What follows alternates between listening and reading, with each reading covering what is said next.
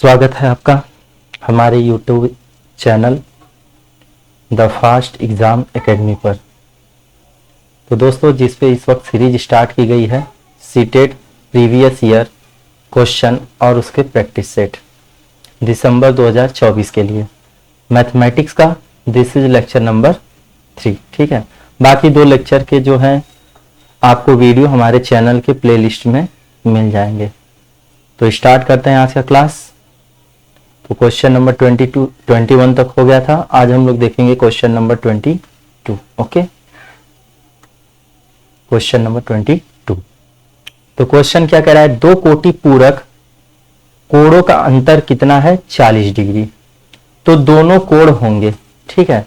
तो 2 कोटि पूरक कोणों का अंतर कितना दिया है 40 डिग्री।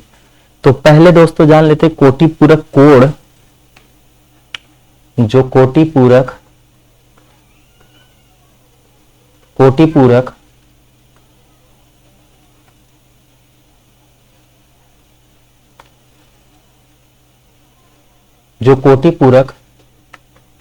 कोण का योग होता है वो कितना होता है 90 डिग्री। ठीक है, तो सिंपली हमें मान लेते हैं कि माना पहला कोण क्या है x डिग्री तथा दूसरा कोण क्या होगा 90 माइनस x। ठीक है, ये सिंपल सा फंडा होता है। जैसे हम कहें कि राम और रहीम के पास मिलाकर 10 रुपए है, राम के पास 2 रुपए है, तो रहीम के पास क्या होगा, हम लोग 10 में से 2 घटा देंगे, क्या आ जाएगा 8। ठीक है, तो 2 कोणों का योग अगर 90 है तो एक कोण x हुआ, तो दूसरा क्या होगा 90 माइनस x। ठीक है, बात करते हैं आगे। तो देखिए क्या होगा, अब प्रश्नानुसार क्या कह रहा है कि दोनों कोणों का अंतर यानी कि x माइनस 90 माइनस x, 2 कोणों का अंतर कितना दिया है 40 डिग्री। कितना दिया है 40 डिग्री। तो सिंपली देखिए क्या हो जाएगा यहां पर, देखिए x माइनस 90 माइनस माइनस क्या हो जाएगा प्लस इक्वल टू क्या है 40 डिग्री। तो x क्या हो जाएगा 2x, 90 माइनस है बराबर के उधर जाएगा क्या हो जाता है प्लस हो जाता है। तो 2x बराबर 90 और 40 कितना हो जाएगा 130। तो x का मान यहां से कितना हो जाएगा 130/2। तो 2 छके 12, 2 पांचे के 10। तो x का मान कितना आ जाएगा 65 डिग्री। ठीक है, कितना आ जाएगा 65 डिग्री। तो सिंपली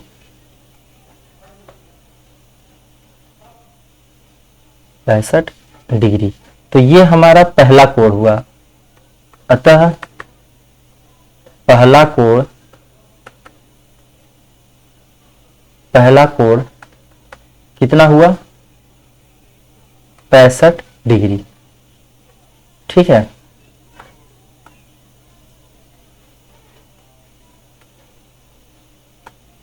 पहला कोण कितना हुआ 65 डिग्री तथा दूसरा कोण हमारा यहां से क्या हो जाएगा 90 माइनस 65, क्योंकि 90 माइनस x था, तो कितना आएगा यहां से 25 डिग्री। ठीक है, कितना आएगा 25 डिग्री। तो सिंपली ऑप्शन चेक कर लेते हैं, एक कोण हमारा कितना है 35 डिग्री और दूसरा कोण हमारा कितना है 25 डिग्री। ठीक है, कितना है 25 डिग्री। Okay, 25 degree. चेक कर लेते हैं विच ऑप्शन इज करेक्ट।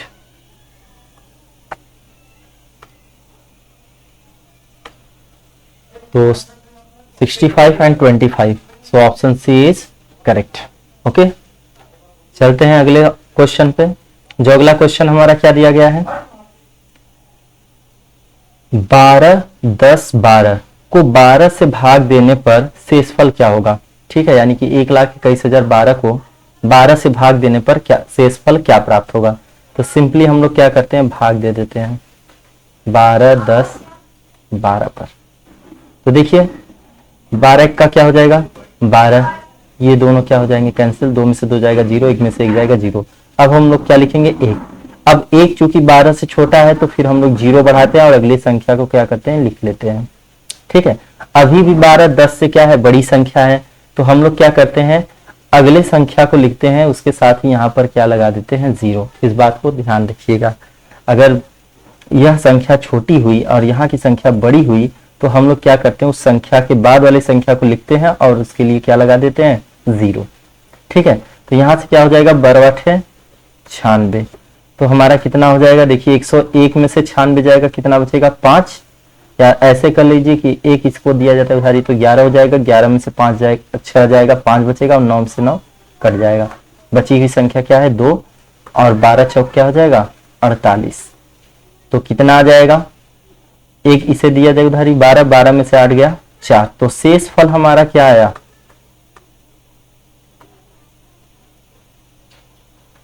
शेष फल क्या आया 4। ठीक है, तो कौन सा ऑप्शन सही है, ऑप्शन डी। ठीक है दोस्तों, अगर आपको वीडियो पसंद आ रही है तो आप वीडियो को लाइक करें, ज्यादा से ज्यादा शेयर करें, सब्सक्राइब करें। ठीक है, देखिए क्वेश्चन नंबर 24 क्या कह रहा है हमसे, अधिकतम और न्यूनतम प्रेक्षणों का अंतर कहलाता है। अधिकतम और न्यूनतम जो अधिक से अधिक होगा और न्यूनतम से यानी कम से कम जो होगा, तो इन प्रेक्षणों का अंतर क्या कहलाता है, वो होता है परिसर। इस बात को याद रखिएगा, ये रिपीटेड क्वेश्चन है, कई बार पूछते हैं और ये हमारे टाइम को भी सेव करता है। ठीक है, चलते हैं अगले क्वेश्चन पर। अगला क्वेश्चन क्या दिया है, सबसे छोटी अभाज्य संख्या। तो याद रखिएगा, सबसे छोटी जो अभाज्य संख्या होती है वो क्या होती है, 2 होती है, और यही 2 ही सिर्फ ऐसी अभाज्य संख्या है जो कि सम है, बाकी सब अभाज्य संख्याएं क्या है, विषम है। जैसे 3 हो गया, 5 हो गया, 7 हो गया, ये सब क्या है, विषम संख्या भी है और क्या है, अभाज्य भी है। लेकिन 2 ऐसा है जो कि सम भी है और क्या है, अभाज्य है। इसके अलावा कोई सम संख्या आपकी अभाज्य नहीं होती। ठीक है, आई होप कि आप लोग समझ गए होंगे। अगर कोई डाउट हो तो आप हमें कमेंट बॉक्स में कमेंट कर सकते हैं। चलते हैं अगले क्वेश्चन पे। तो अगला क्वेश्चन हमारा क्या कह रहा है, किसी संख्या के 3/4 का 2/3 24 के बराबर है, तो उस संख्या का 1/4 क्या होगा। देखिए, अगर कोई संख्या है, ठीक है, तो पहले मान लेते हैं कि माना संख्या क्या है, यक्स है।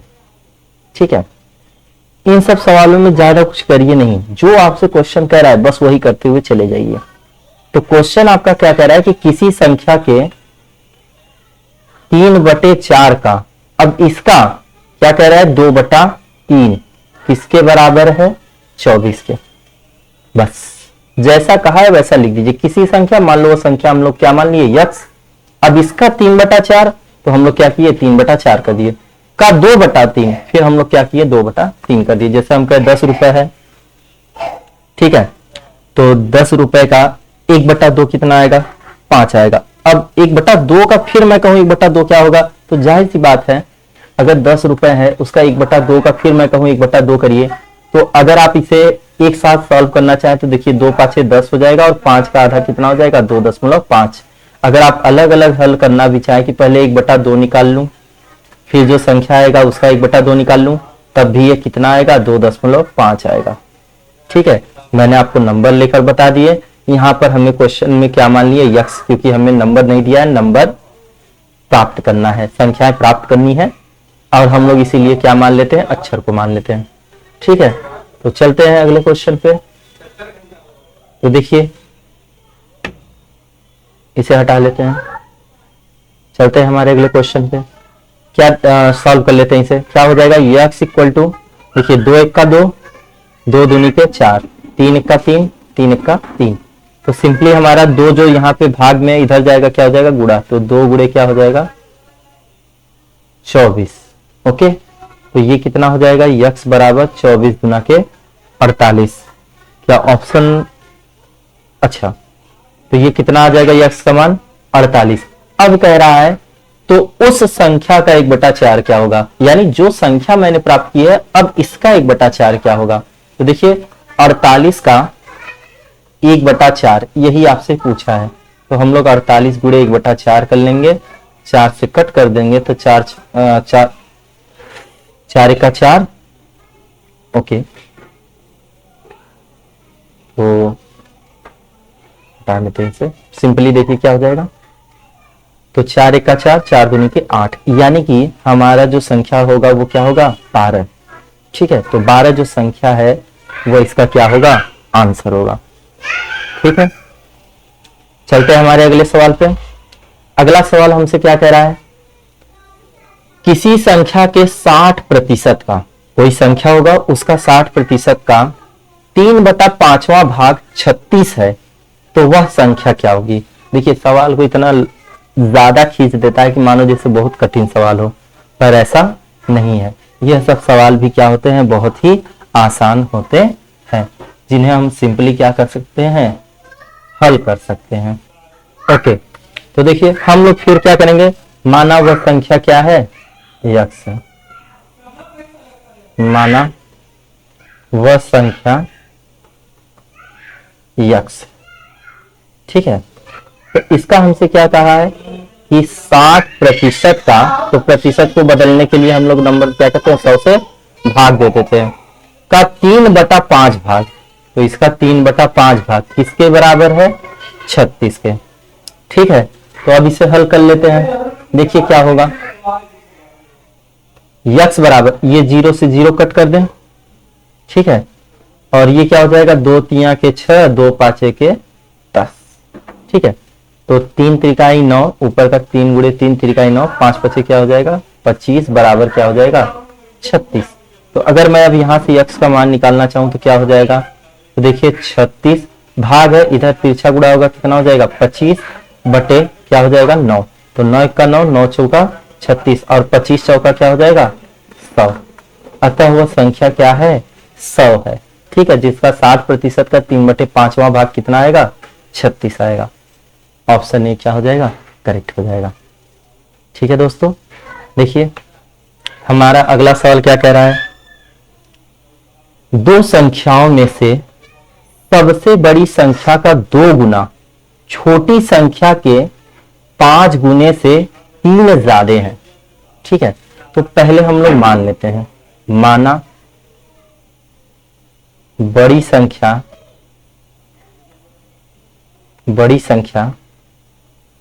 यक्स है।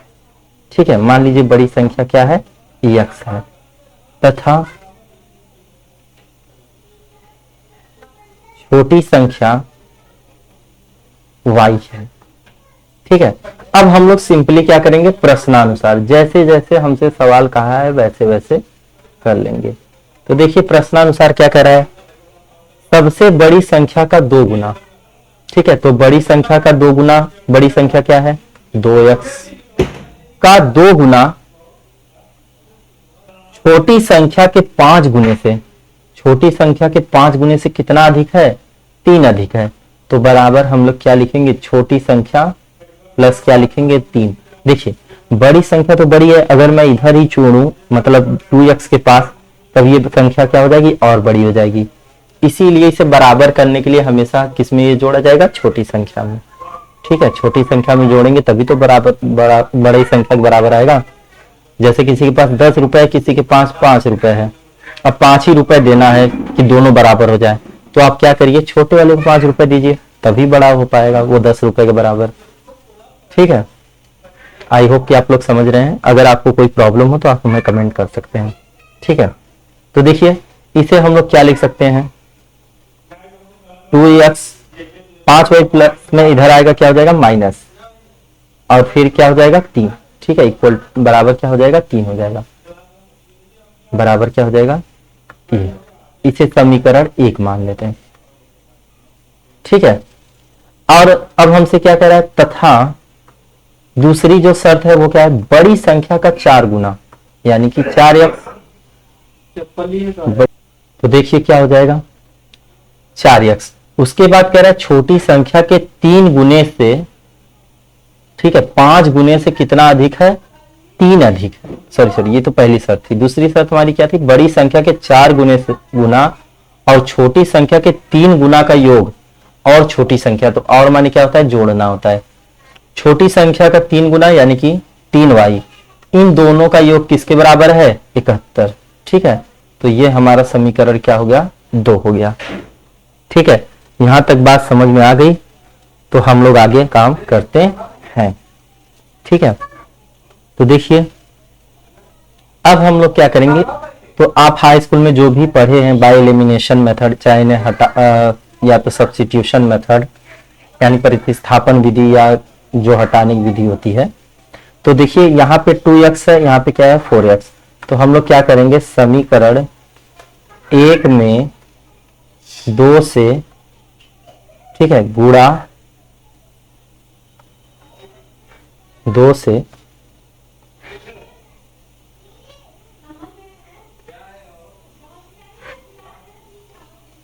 गुणा करने पर, ठीक है, 2 से गुणा कर दीजिए तो संख्या क्या हो जाएगी, 2 दूनी के 4x, या तो इस तरीके से लिख लेते हैं, एक स्टेप ज्यादा होगा पर चीजें समझ में आसानी से आ जाएंगी। तो ये क्या हो जाएगा, 2 ब्रैकेट में क्या होगा, 2x माइनस 5y, और दोनों तरफ गुणा करना रहता है, 2 गुणे 3। ठीक है, अब हमारा क्या हो जाएगा समीकरण, एक अगले पेज पे सॉल्व कर लेते हैं। तो ये हो जाएगा 4x minus 10y equal to 6, समीकरण 3। ठीक है, एक बार चेक कर लेते हैं क्या होगा, 4x माइनस 10y बराबर 6, 4x 2 दूनी के 4 हो जाएगा, 2 5 10, 2 3 के 6। ठीक है, फिर 4x प्लस 3y और 71, हमारा समीकरण 2 जो है। ठीक है, समीकरण 2 क्या है, 4x plus 3y equal to 71, ये समीकरण क्या है, 2 हो गया।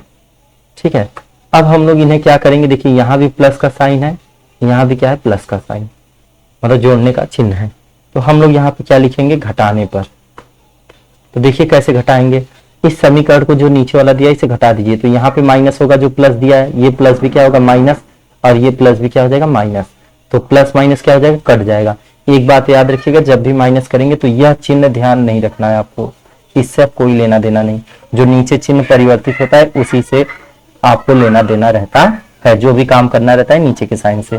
तो 10 माइनस 3 कितना हो जाएगा, माइनस 13y, और देखिए प्लस 6 माइनस 71 कितना आ जाएगा, माइनस 65।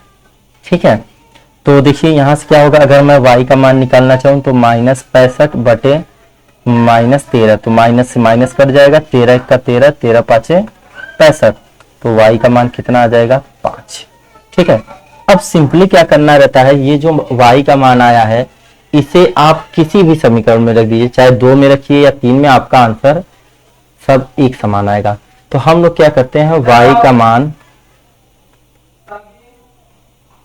समीकरण यहां पर ही दिख रहा है, यहीं पर रख लेते हैं, समीकरण 2 में रखने पर आप किसी में भी रखिए आंसर वही आएगा। तो देखिए क्या होगा, 4x प्लस 3y, y कितना है 5, बराबर कितना हो गया 71, तो 4x प्लस 3 5 15 बराबर कितना हो गया 71, तो 4x बराबर क्या होगा 71 माइनस 15। ठीक है, तो देखिए आंसर कितना आएगा,